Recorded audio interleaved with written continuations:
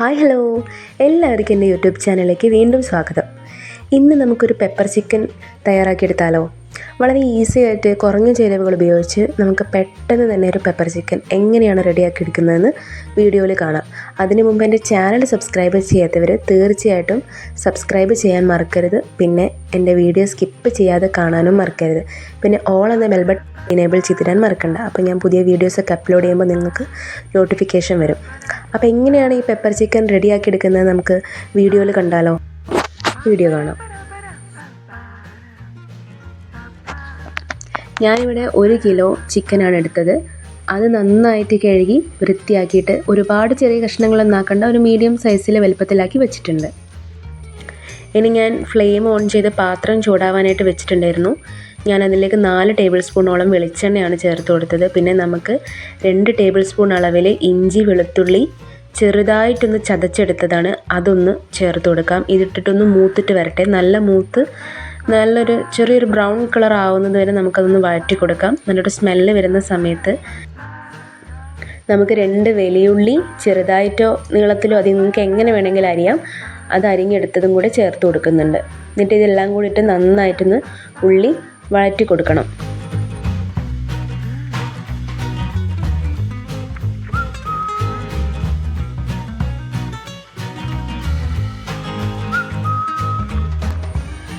ഇനി ഞാനിതിലേക്ക് കുറച്ച് ഉപ്പ് പൊടിയും കൂടി ചേർത്ത് കൊടുക്കുന്നുണ്ട്. അതിനുശേഷം നമുക്ക് ഉള്ളിയെല്ലാം നന്നായിട്ടൊന്ന് കുഴഞ്ഞ് കിട്ടുന്ന പാകമാവുന്നത് വരെ ഒന്ന് വഴറ്റിയെടുക്കാം.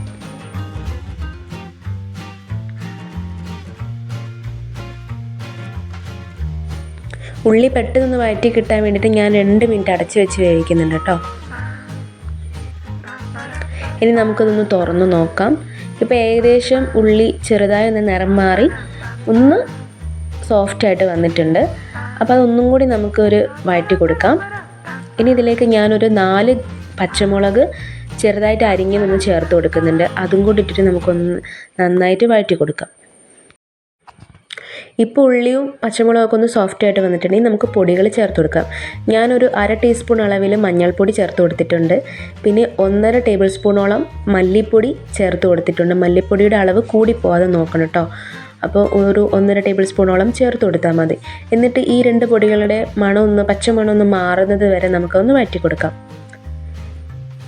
ഇനി ഞാനിതിലേക്ക് 3 ടേബിൾ സ്പൂൺ അളവിൽ കുരുമുളക് പൊടിയാണ് ചേർത്ത് കൊടുക്കുന്നത്. ഇത്രയും പൊടികളായി കഴിഞ്ഞാൽ നമുക്ക് നന്നായിട്ടൊന്ന് വഴറ്റി കൊടുക്കാം. മീഡിയം ഫ്ലെയിമിലിട്ടിട്ട് വഴറ്റി കൊടുക്കാനായിട്ട് ശ്രദ്ധിക്കാം. നമ്മുടെ പൊടികളൊന്നും കരിഞ്ഞു പോകരുത്. അപ്പോൾ ഇതിന് ഏകദേശം നിറമൊക്കെ ഒന്ന് മാറി നല്ലൊരു സ്മെല്ല് വരുന്ന സമയം വരെ നമുക്കിത് വഴറ്റി കൊടുക്കാം.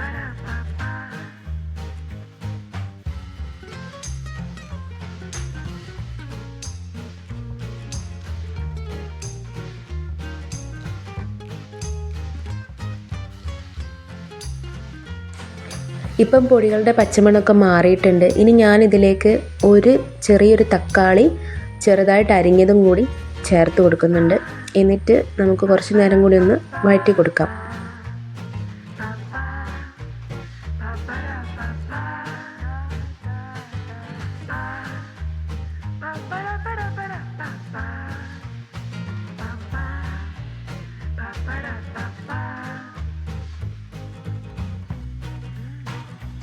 ഇനി ഞാനിതിലേക്ക് അല്പം ഗരം മസാല കൂടെ ചേർത്ത് കൊടുക്കുന്നുണ്ട്. ഒരു 1/4 ടീസ്പൂൺ അളവിൽ ഗരം മസാല ചേർത്ത് കൊടുത്താൽ മതി. എന്നിട്ട് അത് വേണമെങ്കിൽ ചേർത്ത് കൊടുത്താൽ മതി കേട്ടോ. നിങ്ങൾക്ക് ഇഷ്ടമാണെങ്കിൽ ചേർത്ത് കൊടുത്താൽ മതി. ഞാനിപ്പോൾ ഇവിടെ ചേർത്ത് കൊടുത്തിട്ടുണ്ട്. നല്ലൊരു ടേസ്റ്റ് കിട്ടും കേട്ടോ. എന്നിട്ട് നമുക്കതൊന്നുകൂടി നന്നായിട്ട് വഴറ്റി കൊടുക്കാം.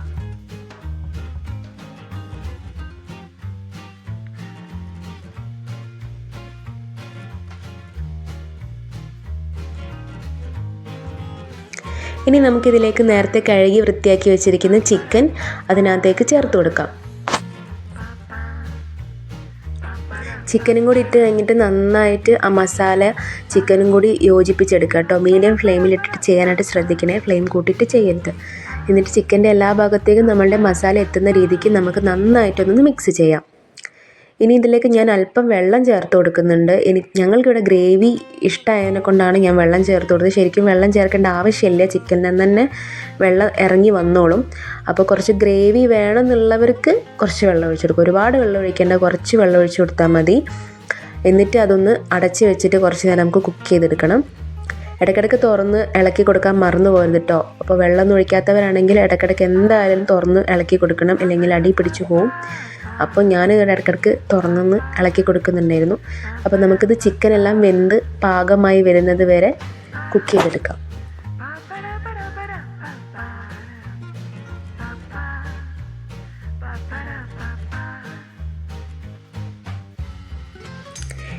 ഇനി ഞാനിതിലേക്ക് ഒരു തണ്ടോളം കറിവേപ്പില ചേർത്ത് കൊടുക്കുന്നുണ്ട്. പിന്നെ നമുക്ക് കുറച്ച് മല്ലിയില കൂടി ചേർത്ത് കൊടുക്കാം. പിന്നെ ലാസ്റ്റ് ഞാനൊരു ടീസ്പൂൺ അളവിൽ കുരുമുളക് പൊടി കൂടി ഇതിലേക്ക് ചേർത്ത് കൊടുക്കുന്നുണ്ട്. അത് അവസാനം നിങ്ങൾക്ക് എരിവ് പാകം നോക്കിയിട്ട് ഇട്ട് കൊടുത്താൽ മതി. അപ്പോൾ കൂടുതൽ വേണമെന്നുള്ളവർക്ക് കുറച്ച് കൂട്ടിയിട്ട് കൊടുക്കാം. ഞാനിപ്പോൾ ഇവിടെ ഈ ഒരു അളവിലാണ് ഇട്ട് കൊടുത്തത്. എന്നിട്ട് നമുക്കിതെല്ലാം നന്നായിട്ടൊന്ന് മിക്സ് ചെയ്ത് കൊടുക്കാം. ഇനി ഒരുപാട് നേരിട്ട് തിളപ്പിക്കണ്ട കേട്ടോ. ഈ ഒരു കൺസിസ്റ്റൻസി ആവുന്നത് വരെ നമുക്ക് മതി. ഇനി നമുക്ക് ഫ്ലെയിം ഓഫ് ചെയ്യാം. ഇപ്പോൾ ഏകദേശം പെപ്പർ ചിക്കൻ ഇവിടെ റെഡി ആയിട്ടുണ്ട്. ഇനി നമുക്കിതൊരു സെർവിങ് ബൗളിലേക്ക് മാറ്റി കൊടുക്കാം. അപ്പോൾ ഈ പെപ്പർ ചിക്കൻ്റെ റെസിപ്പി നിങ്ങളെല്ലാവരും വീട്ടിൽ ട്രൈ ചെയ്ത് നോക്കാം കേട്ടോ. എന്നിട്ട് ഫീഡ്ബാക്കുകളൊക്കെ അറിയിക്കാനായിട്ട് മറക്കരുത്. പിന്നെ എൻ്റെ വീഡിയോസൊക്കെ ഇഷ്ടപ്പെടുന്നുണ്ടെങ്കിൽ എൻ്റെ ചാനൽ സബ്സ്ക്രൈബ് ചെയ്യാൻ കൂടി മറന്നു പോകണ്ട. അപ്പോൾ പുതിയൊരു റെസിപ്പിയുമായിട്ട് നമുക്ക് അടുത്ത വീഡിയോയിൽ കാണാം.